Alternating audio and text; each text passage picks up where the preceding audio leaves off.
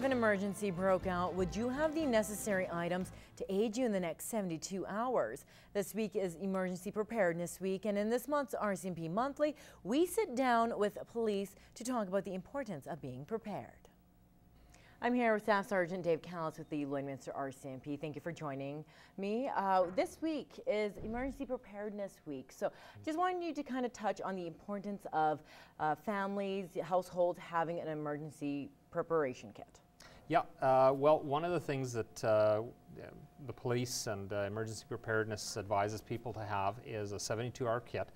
So that's just a kit that is going to have critical items that you may need in the first 72 hours of an emergency, if you're ever asked to leave your home or the power goes out or things like that. So it's very basic. You should have additional medications if you're on prescription medications, probably a change of clothes. You can have a battery-powered radio, and it's really just so that you can get through the first 72 hours on your own, because that's usually how long it takes for emergency crews or services to be set up, whether it's a shelter situation or to get the lights back on. So it's really critical to have that, and so that you can take care of yourself basically for that first 72 hours. Another one of the bigger points was not forgetting about your pet. And I know for some people they think, well, how would you forget about your pet? But in the whole panic of everything, what are some of the things that you've kind of seen when it comes to pets?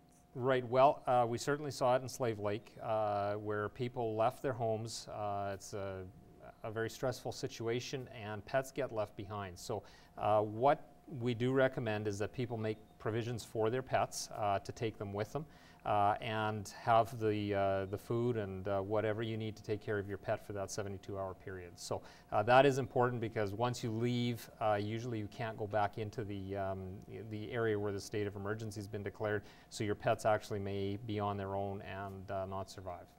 And now, being with the RCMP, you've seen firsthand how emergencies, how they arise and everything. And is that one of the things that you are seeing when you go to these scenes, that people aren't prepared, they don't have an emergency preparedness kit? All we're saying is just think ahead a little bit and be prepared, kind of put yourself in the situation that if you had to leave home for 3 days, what would you need, or what would you need if the power went out and things like that. And then put those items aside.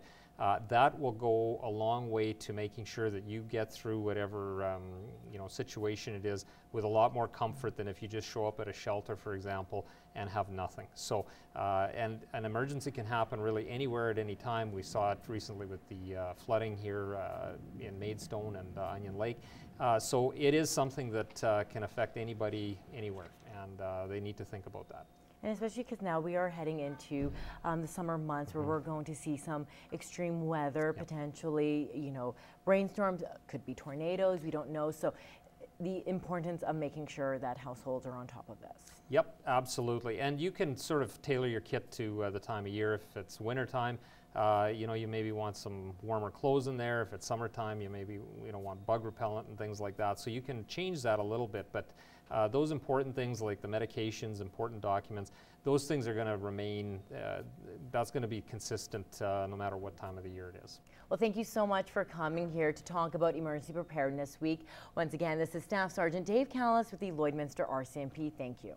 Thanks. In this installment of Retrospect this week from the archives, Brian Hardy takes a look back at when City Hall was built, plus the excitement of the twinning of Highway 16.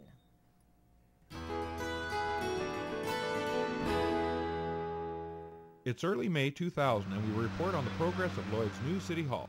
The project remains on budget and, except for a few minor delays, on time as well. We had a fairly good winter too, so it's gone well with the concrete work and everything. Within the next month or so, you'll see brick being applied to the exterior, you'll see windows installed. Immediately you'll be seeing the rest of the floor slabs put in place. All of the trades on site have been just A1 in terms of cooperation with the general contractor and getting things done, and seems to be an awful lot of respect between those groups. The city hopes to take possession of the building by mid-fall. Vinesh Pratap, NewsHour. This week in 1992, the Yellowhead Highway gets a whole lot safer. Tourist associations, Chamber of Commerce reps, and everyday residents of many Alberta communities along the Yellowhead Highway are playing ambassador this week. All are part of the Yellowhead Twinning Celebration Caravan, which marks the official opening of the highway. Car number 19. One of the official duties for organizers was allocating the 100 vehicle positions within the caravan. And we're number 27. We're here representing Battle River Tourist Association, and we think this is a great deal. We're 49, 89, and 94. It's going to promote St. Albert. There you go, ladies and gentlemen. The ribbon-cutting ceremony marked the official opening of the Yellowhead and the beginning of the caravan's trek. The caravan will make its way to Edmonton today for an overnight stopover. It is scheduled to hit Jasper tomorrow evening. Jeannie Haining, NewsHour. Join us next time when mad cow disease causes concern.